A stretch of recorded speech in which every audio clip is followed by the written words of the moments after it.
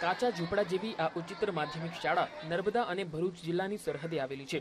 1999માં શરૂ થયેલી ટ્રસ્ટ સંચાલિત આ શાળાને 2007થી સરકારી ગ્રાન્ટ મળે છે, પરંતુ શાળાની સ્થિતિ સુધારવા માટે કોઈ પગલાં લેવાયા નથી।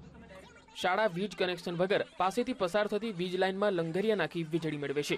અહીં ભણતા વિદ્યાર્થીઓએ વરસાદ, ગરમી અને ઠંડીની આદત પાડી દેવી પડે છે।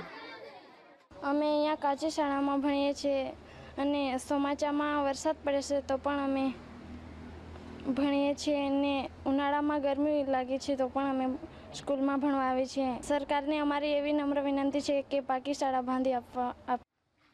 ટ્રસ્ટની આર્થિક પરિસ્થિતિ સારી ન હોવાને કારણે શાળાનું પાકું મકાન બનાવી ન શકતા હોવાનું ટ્રસ્ટીઓ કહે છે। તેમના કહેવા પ્રમાણે સરકારે જગ્યા ફાળવી છે, પણ તે વિવાદિત છે।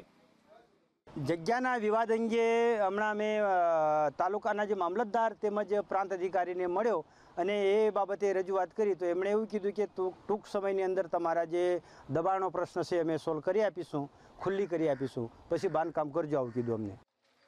ભરૂચ જિલ્લા શિક્ષણ અધિકારી કહે છે કે ટ્રસ્ટ સંચાલિત શાળાના મકાનના સમારકામ અને વીજળીની જવાબદારી ટ્રસ્ટની હોય છે, સરકારની નહીં। આ શાળાનું મકાન અને ઇલેક્ટ્રિસિટીની જે કાંઈ જવાબદારી થાય છે એ ટ્રસ્ટની થાય છે, સરકારની હોતી નથી। વિશેષમાં જણાવવાનું કે હાલ તરત હું પ્રમોશન લઈને અત્યારે આવ્યાને મને હજી 10 દિવસ જ થયા છે, તેથી આ બાબતની હું પૂરી તપાસ કરાવી અને જો કાંઈ પગલાં લેવાના થતા હશે તો એને સંપૂર્ણ રીતે સરકારી રાહે પગલાં લઈ અને જે કાંઈ કરવાનું અમારી કક્ષાએથી કરવાનું થતું હશે એ બધું અમે કરીશું।